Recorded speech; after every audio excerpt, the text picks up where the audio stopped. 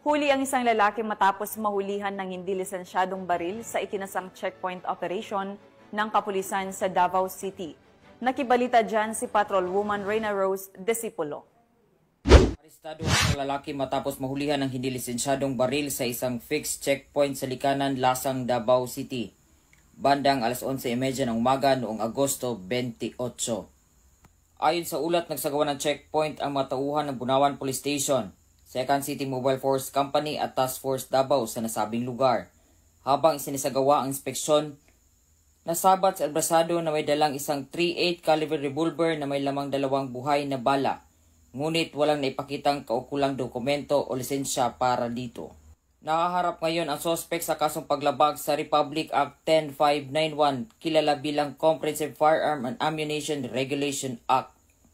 Patuloy ang paalala ng mga otoridad sa publiko na iwasan ang pagdadala ng anumang uri ng armas na walang kaukulang pahintulot upang mapanatili ang kapayapaan at kayusan sa komunidad. Ito sa Police Regional Office 11, ako ang inyong PNN correspondent, Patrolwoman Reyna Rose Disipulo, alagad ng batas, tagataguyod ng Balitang Pulis.